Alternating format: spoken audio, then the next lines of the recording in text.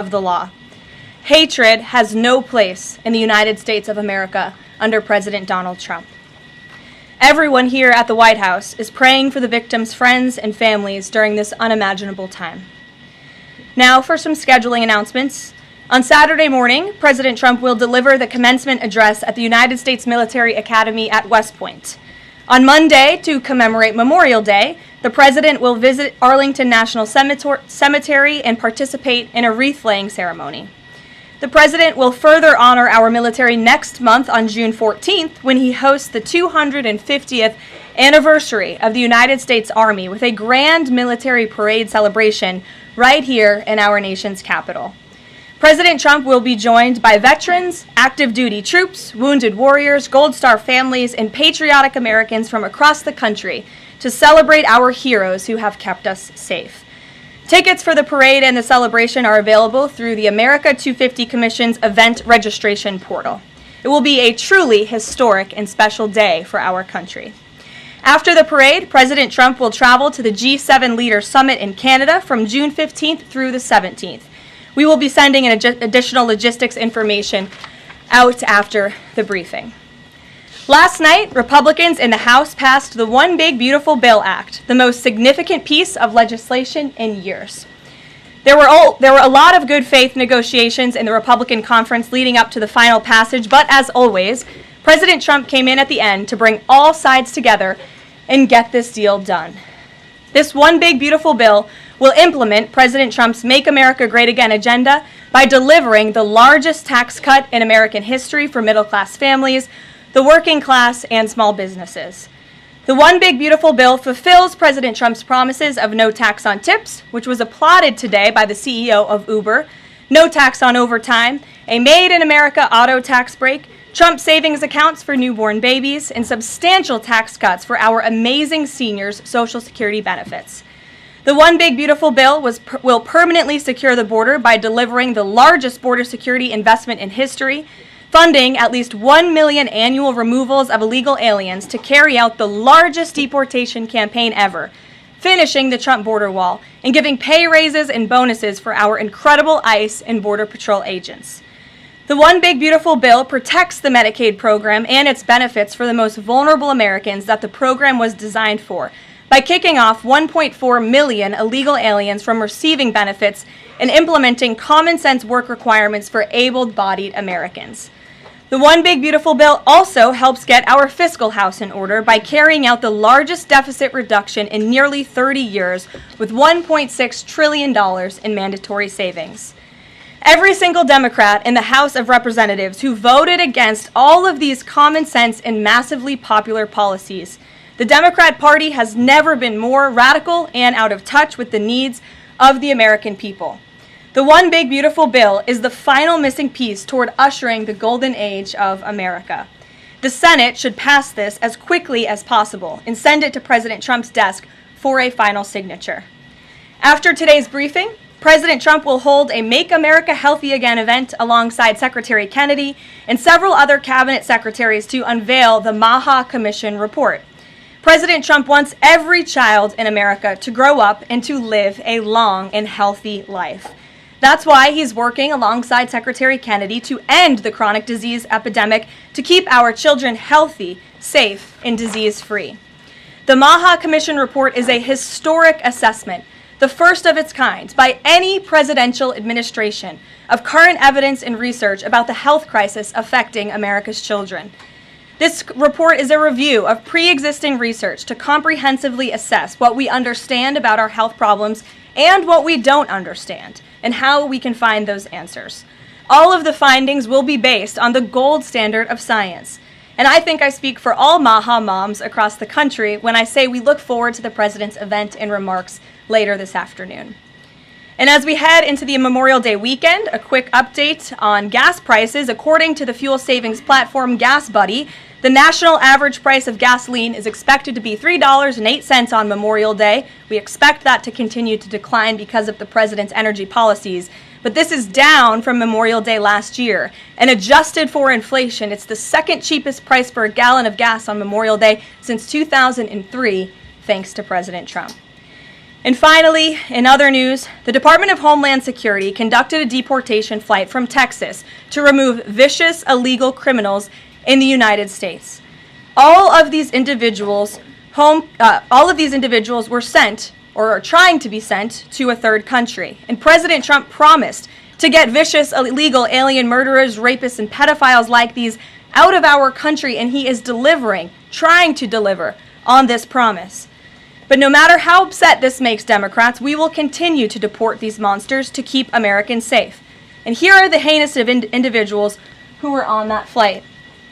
A Cuban national, convicted of homicide, armed robbery, false impersonation of an official, kidnapping, and robbery strong-arm. A Cuban national convicted of attempted first-degree murder with a weapon. A citizen of Laos convicted of first-degree murder and robbery. A Mexican national convicted of second-degree murder. A citizen of South Sudan convicted of robbery and the possession of a firearm. A citizen of Burma convicted of lascivious acts with a child less than 12 years old. A citizen of Burma convicted of first-degree sexual assault involving a victim mentally and physically incapable of resisting. It's disgusting. And a Vietnamese national convicted of first-degree murder. Now, a liberal activist district court judge in the city of Boston, Massachusetts, is trying to force the President of the United States to bring these monsters back to our country. Judge Brian Murphy is ordering the Department of Homeland Security to give these illegal criminals 15 days to reopen their immigration cases with access to phones and attorneys.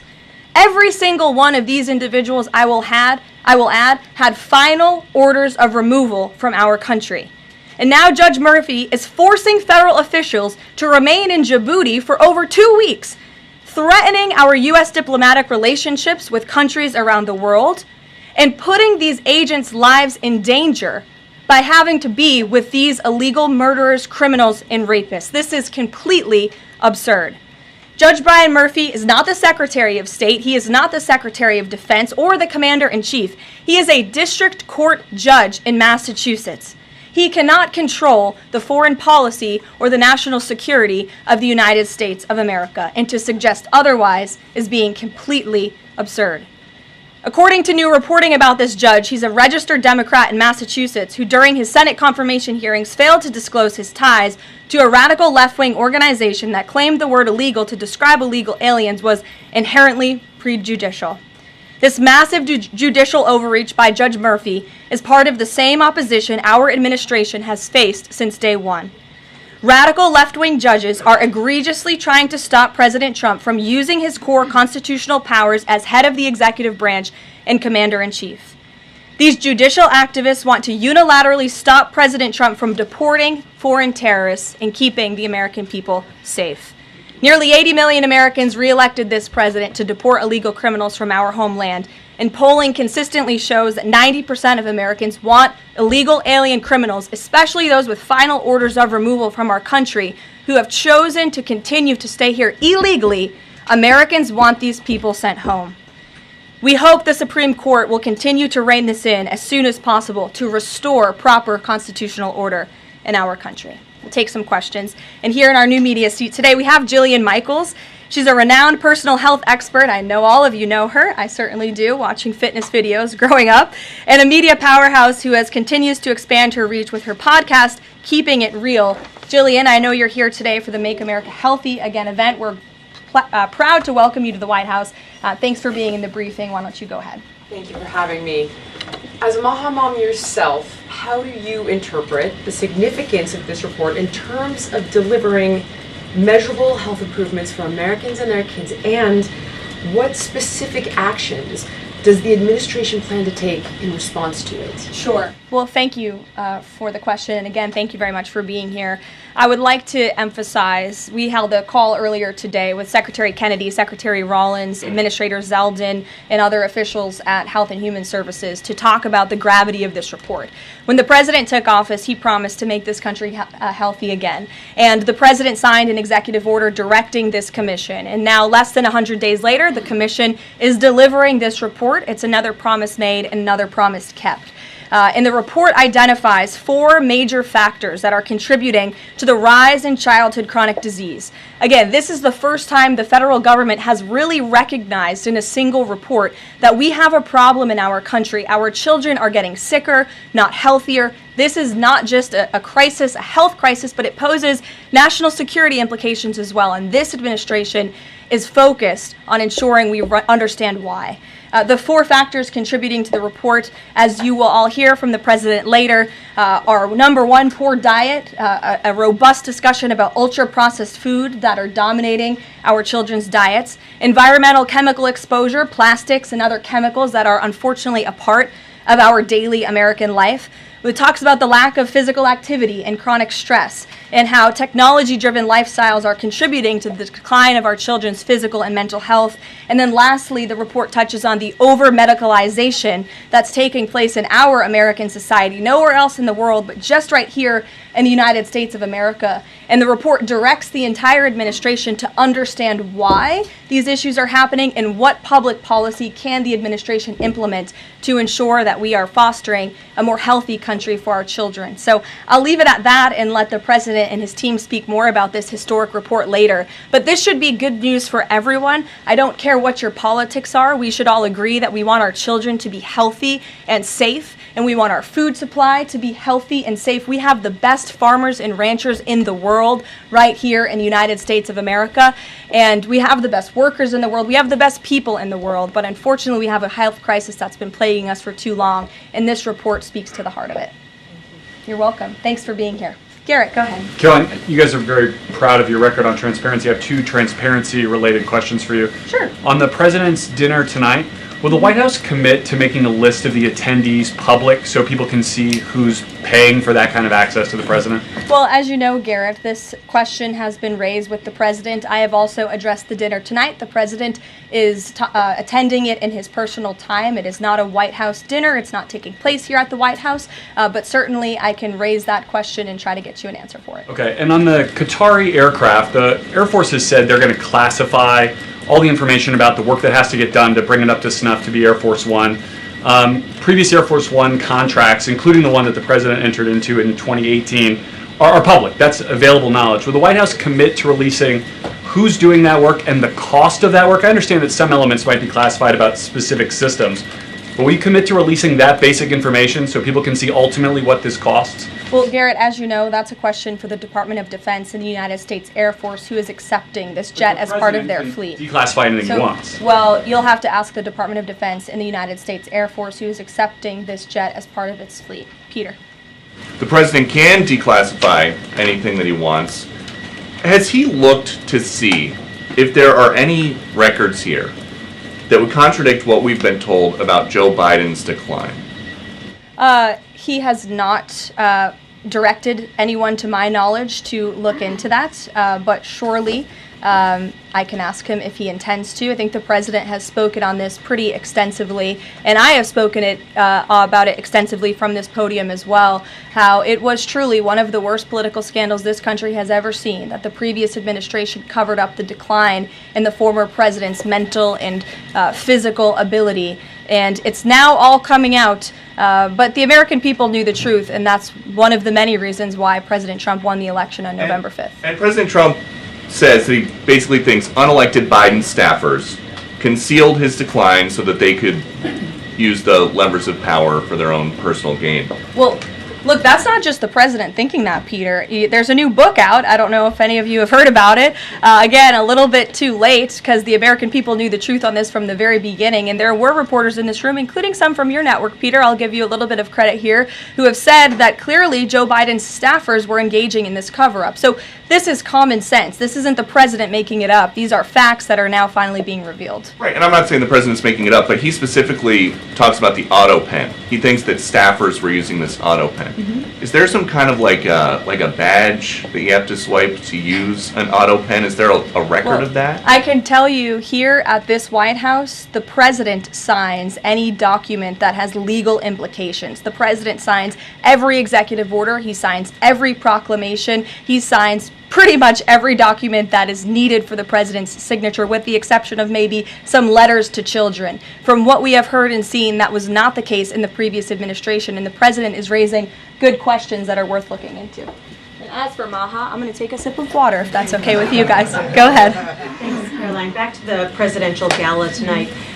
Did anyone in the White House or in the White House counsel's office advise the president against holding this sweepstakes, whereby people who spent the most money on his Trump coin would then have access to the president at this dinner? Again, the president has been asked about this. He has addressed this. I have also stated previously from this podium that the president is abiding by all conflict of interest laws that are applicable to the president. And I think everybody, the American public, believe it's absurd for anyone to insinuate that this president is profiting off of the presidency. This president was incredibly successful before giving it all up to serve our country publicly. And not only has he lost wealth, but he also almost lost his life. He has sacrificed a lot to be here, and to suggest otherwise is frankly completely absurd. Does the White House have any concerns? The fifth round of nuclear talks between Iran and the U.S. is going to take place on Friday in Rome.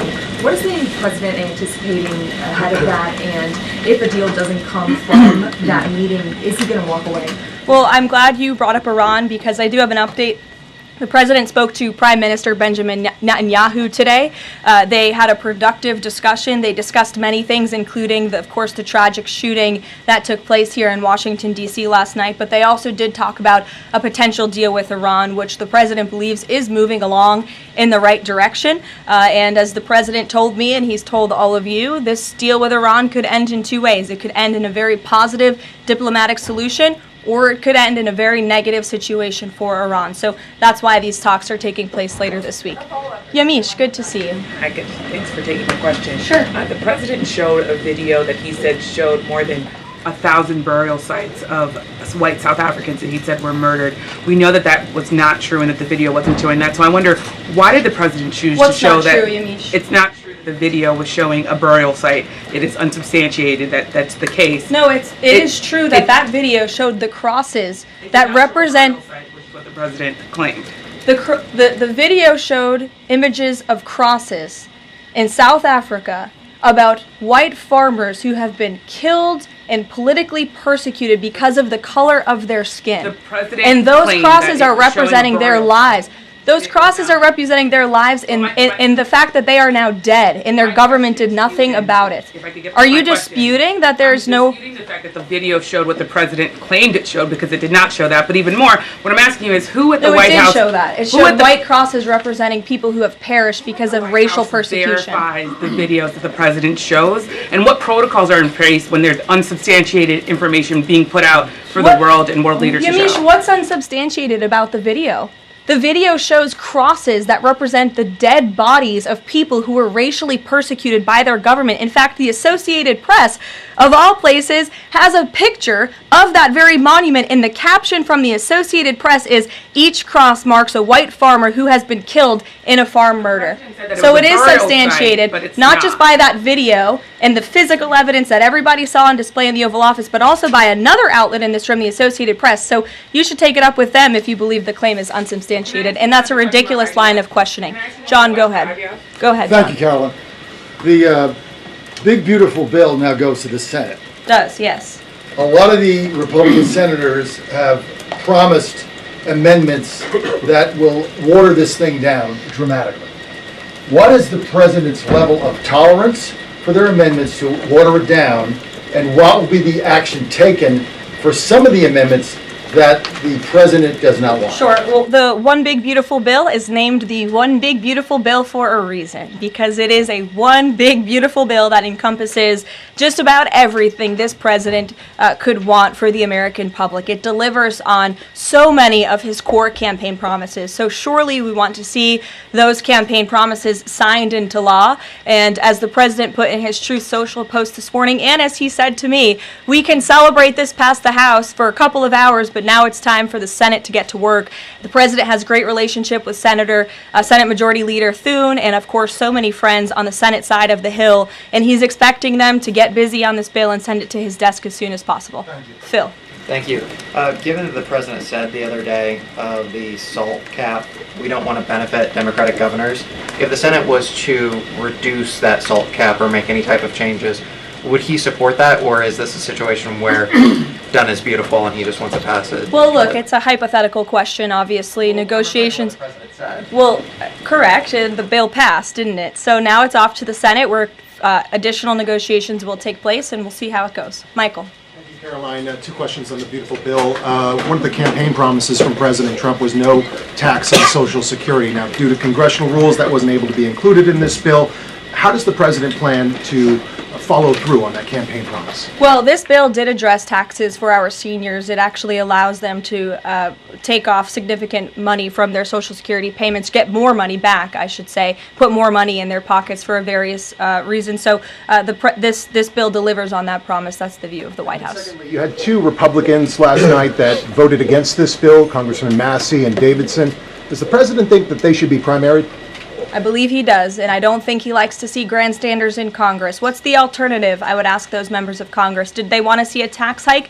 Did they want to see our country go bankrupt? That's the alternative by them trying to vote no. And the president believes the Republican Party needs to be unified, and the vast majority of Republicans clearly are and are listening to the president. They are trusting in President Trump as they should, because there's a reason he's sitting in this Oval Office. It's because he's the unequivocal leader of the Republican Party. Not just a president for Republicans, but all Americans. The president's approval rating is at an all-time high right now, and it's because he knows how to deliver. And Republicans like Thomas Massey and others should take note. Stephen. Thank you, Caroline. Building on the question about Social Security, the bill includes the president's promises to address taxes on tips and overtime. Could you say his feelings about the income cap? Is he satisfied where that landed? And also on a different matter, could you comment on the investigation that the Justice Department has into Andrew Cuomo? As for the first question, the president is clearly satisfied where the bill landed because it passed. Again, now it has to go to the Senate, so changes could certainly be made. As for your second question, I would defer you to the Department of Justice. Christian. Yeah, thanks, Caroline. Can you explain the decision to totally shake up FEMA leadership just a week before hurricane season? You'd have to ask the Department of Homeland Security in terms of leadership, but certainly the administration, and I know the National Security Council here at the White House is monitoring storms and natural disasters that are happening across the country at all times. We're briefed on those, the administration is briefed on those, and Secretary Noem is leading that effort for sure.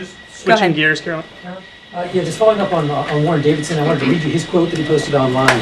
While I love many things in the bill, promising someone else will cut spending in the future does not cut spending. Deficits do matter, and this bill grows them. Why should that get a Republican primary? This bill saves $1.6 trillion for the American taxpayer. It saves more than any bill that has ever passed Capitol Hill has. In fact, by double. The next bill saved $800 billion. This bill saves $1.6 trillion. So this is a very good bill for the American people, the American taxpayer. And I believe, as an outlet put it with a headline this morning, it might have been Politico actually, they wrote that the American people are going to be flush with cash when this thing is signed into law. And that's a good thing for American taxpayers. Sure, go ahead. Caroline, what is the president doing to win Senate passage by July 4th? And does that include work to eliminate carried interest and make business tax cuts permanent? Where is he on those issues? Well, look, this bill literally just passed the House of Representatives, so now our team is suiting up for discussions with the Senate side of Capitol Hill. The president, again, said this morning he hopes to see this bill at his desk as soon as possible, and he'll be engaged in the process to get it through the Senate, just like he was to get it through the House of Representatives. What kind of assurances did he give the Freedom Caucus members to kind of ensure that this would get through last night? Was changes to Fannie Mae and Freddie Mac part of that equation, changes administratively to Medicaid as well? Well, I was in that meeting yesterday with the president and House Freedom Caucus, and he told them how he wants to be a cheerleader for them, a cheerleader for the Republican Party, and for the country. And Republicans faced a pivotal moment yesterday. They could have voted to bankrupt the country and increase taxes by $4 trillion, or they could vote for this one big, beautiful bill which cuts taxes and saves American taxpayers money. And he put that proposition before them, and clearly they heeded the call because the bill passed last night. Sure. Caroline. So on the Or this morning, rather. Every day is going into the next. Go ahead. The Netanyahu call. Just curious, did the president raise the flow of aid into Gaza? Is he happy with where that situation is right now? Not to my knowledge, but I can certainly go back and check. And then, did you have any reaction to the Supreme Court's ruling about the religious charter school today, as well as Justice Coney Barrett's decision to recuse herself? We'll get you an answer on that case specifically. Sure. You mentioned the president has a good relationship with Leader Thune. Has he talked to him specifically about the plan to get this through the Senate? Does he plan, or is he going to reach out to Republicans who have voiced concerns? Not to my knowledge. Has he spoken to Leader Thune this morning? He very well could have. I just wasn't briefed on that call. We can go back and check for you. The president did speak to Prime Minister Netanyahu this morning. He also had a call with President Sheinbaum this morning. He was receiving his intelligence briefing. He's been very busy all morning. But again, he certainly intends to remain active and engaged in these negotiations with the United States Senate to get this bill done. And just following up on the dinner tonight, you mentioned this is not a White House dinner, but the president is always the president, and the Trump family is making money off of this. So can you just explain, how is this not the president using the office to enrich himself? All of the president's assets are in a blind trust, which is managed by his children, and I would argue one of the many reasons that the American people reelected this president back to this office is because he was a very successful businessman before giving it up to publicly serve our country. Reagan. Thanks, Caroline. Last week, the president told Brett Baier that he trusts his people, but thinks that the official narrative on his assassination attempts are, quote, a little bit odd. FBI Deputy Director Dan Bongino said days later that there's no conspiracy to find, and as he put it, quote, the there that you're looking for is not there.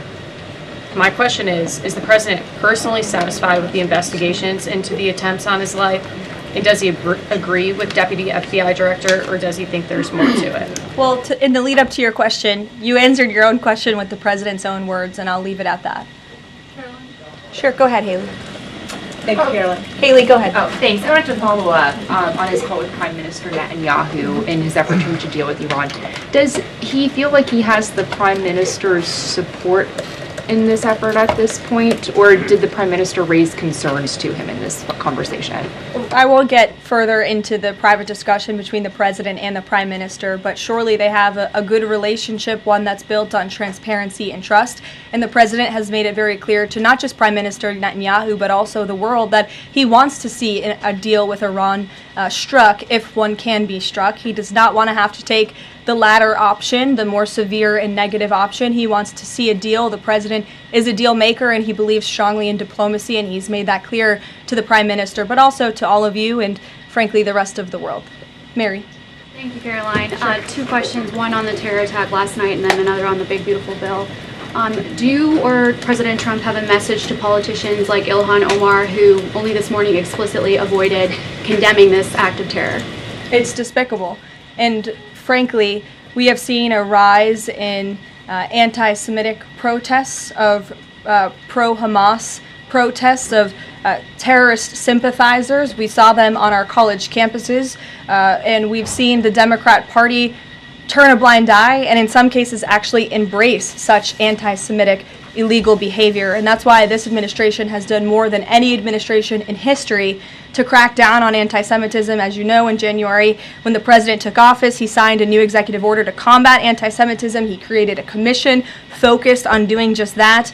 The Justice Department announced their task force as well. The Secretary of State, Marco Rubio, has revoked thousands of student visas from campuses where these pro-Hamas terrorist campus agitators and violent protests took place. And we've also withheld funding from those very campuses as well in an effort to combat anti-Semitism. So the president's made it very clear that such hatred will have no place in our country. Thank you. And then on the big, beautiful bill, I know there's a provision that the House included that defunds Planned Parenthood, not only because of the fact that it's the nation's largest abortion provider, but also because it's, I think, the biggest distributor of transgender hormones right now, even to minors, according to Live Action. So is the president committed to making sure that provision stays in the Senate?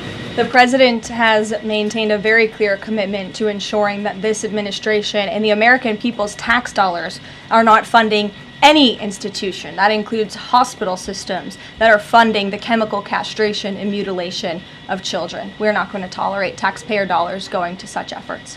Sure. Thanks, Caroline. You mentioned at the top of the briefing that the migrants were to be sent to a third country. I was just wondering, could you share any more on, which countries the administration has struck these agreements with, and what that agreement with South Sudan specifically looks like?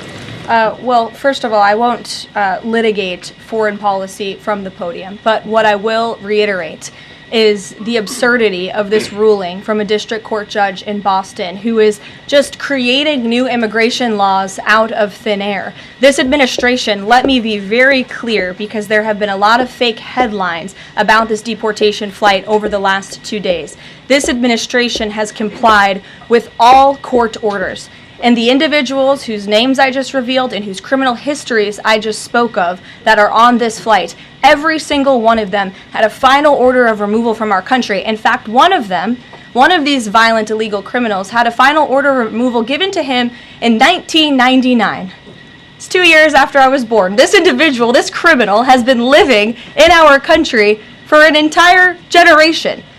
And now we have a district court judge who is trying to tell the president and the Secretary of State and the Secretary of Homeland Security that an illegal criminal murderer who's been hiding in the shadows in our country for nearly 30 years cannot be deported from United States soil.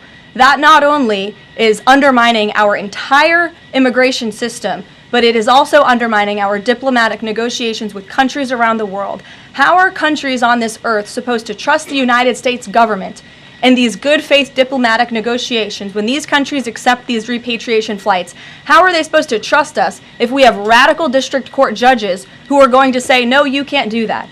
And now these illegal criminal murderers and rapists have to sit in Djibouti with our ICE agents who now have to sit there for more than 2 weeks without the proper resources. This judge is not only undermining our immigration system, undermining our foreign policy and our national security, but this judge is undermining the safety of the ICE agents who are putting their lives on the line to remove this list of illegal criminal terrorists. It's truly despicable what's happening in our court system, and the president and this administration hope that the Supreme Court will do what it needs to do to rein in these liberal activist judges. And the Supreme Court has already said it is well within the president's purview to dictate foreign policy, and a radical district court judge should not be getting in the way of that.